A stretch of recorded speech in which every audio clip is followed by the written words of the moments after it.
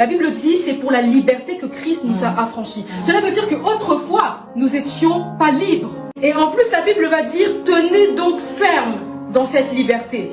Et ne vous placez pas de nouveau sous la contrainte d'un esclavage. Cela veut tout simplement dire que cette liberté que nous avons eue, nous pouvons la perdre. Oui, les personnes qui jouent avec la grâce et qui enseignent les autres à jouer avec la grâce ne comprennent pas que, oui, nous avons eu la grâce, mais on peut perdre notre salut et cette liberté que nous avons dans la grâce. C'est là où est le danger. Jean 19, 41.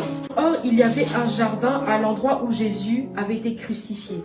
Et dans le jardin, un tombeau neuf où personne encore n'avait été mis. Le premier Adam a plutôt été créé, il a été placé dans un jardin. Amen. Amen. Et il a fini par mourir en dehors de ce jardin. Le second Adam, lui, est né en dehors du jardin. Est-ce que vous me suivez? Mais à sa mort, il a été placé à l'intérieur d'un jardin. Et dans Jean chapitre 20, dans le verset 14, en disant cela, elle se retourna et elle vit Jésus debout, mais elle ne savait pas que c'était lui. Jésus lui dit, « Femme, pourquoi pleures-tu? Qui cherches-tu » pensant que c'était le jardinier.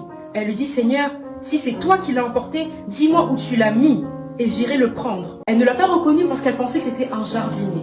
Or, le jardinier, c'est celui qui entretient le jardin. Est-ce que vous...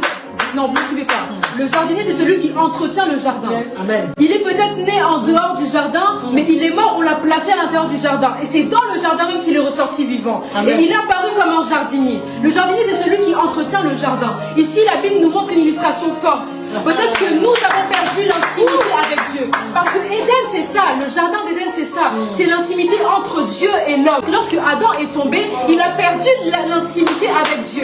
Or, Christ symbolise cet être puissant et parfait qui est venu ramener cette intimité-là.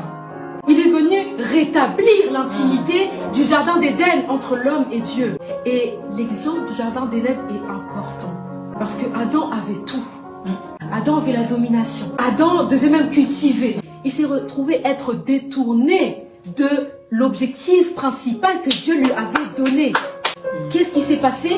Il a été chassé. On l'a chassé du jardin. Cela veut dire que dans le jardin, tu peux tout perdre si tu ne fais pas attention. Christ est venu en tant qu'un jardinier pour nous expliquer que, regardez, j'ai ramené la grâce, j'ai ramené l'intimité que vous avez perdue autrefois. Mais c'est une intimité que vous pouvez perdre si vous ne l'entretenez pas, si vous jouez avec cette grâce que je vous ai donnée.